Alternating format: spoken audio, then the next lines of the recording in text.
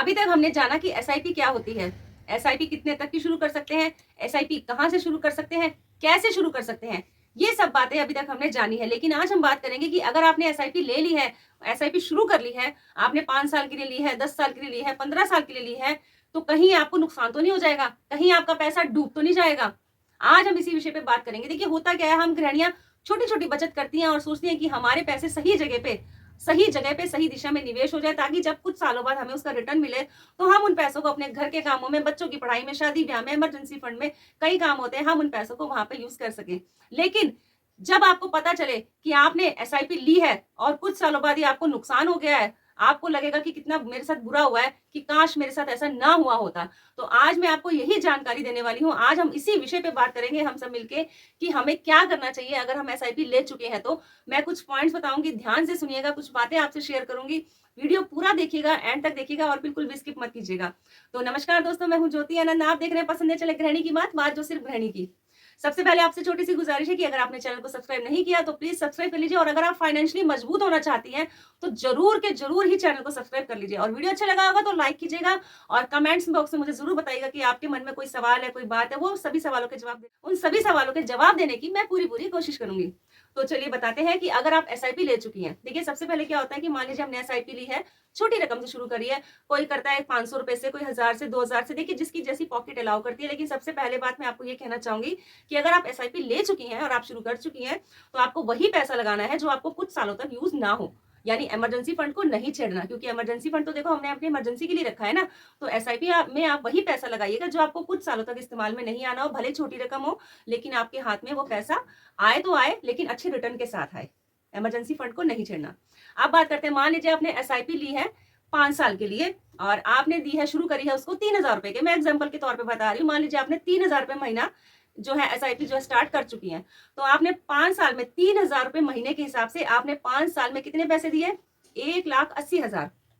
और अभी हम ज्यादा उसका रिटर्न नहीं लेते, यानी हम वैसे तो इसमें 12%, 15%, 18% तक हो सकता है, अभी हम कम लेके चलते हैं, हम 12% लेके चलते हैं। तो आपने 5 साल में कितने दिए, 1,80,000, और आपको मिले कितने, लगभग 2.5 लाख रुपए। अब आप खुश हो जाएंगे, हाय मैंने तो 1,80,000 दिया और मिले मुझे 2.5 लाख रुपए, यानी मुझे 60-70 हजार रुपए का तो फायदा हो गया। यहीं पे रुकिए अभी, अब यहीं पे इसका असली खेल, असली जादू मैं आपको समझाती हूँ।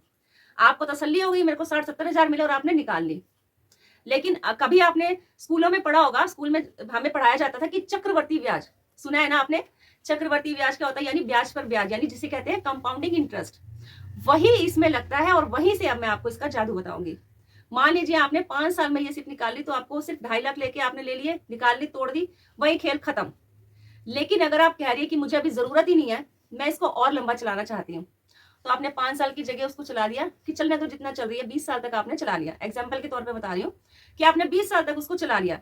अब 20 साल में आपने वही 3,000 रुपए लगातार दे रही हैं, तो आपने 20 साल में कितने दिए, 7,20,000 रुपए।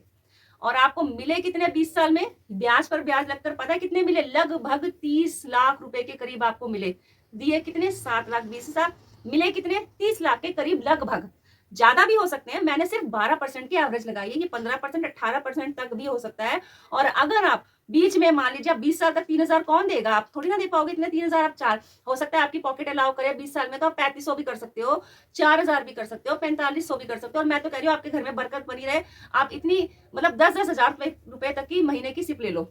आपने मान लीजिए 4,500 कर दी, 5,000 कर दी, 6,000 कर दी, तो सोचिए आपके यहाँ पे तो सिर्फ 3,000 रुपए महीने के हिसाब से मैंने आपको बताया है कि 20 साल में आपके लगभग 30 लाख के करीब हो जाएंगे, वो भी 12% रिटर्न के साथ। लेकिन अगर आपने ज्यादा अमाउंट कर दिया तो आपको ज्यादा मिल जाएंगे।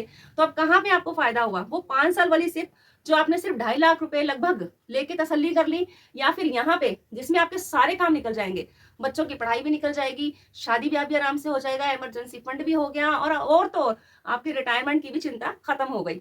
ये यानी बड़ी, अगर आप लंबी अवधि के लिए लेंगे तो वो आपकी सबसे बड़ी सुरक्षा होगी।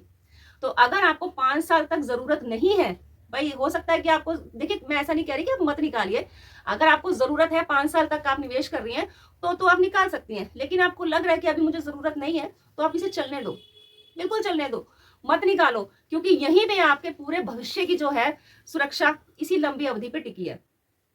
तो अब समझ आई आपको बात, ये जादू समझ आया।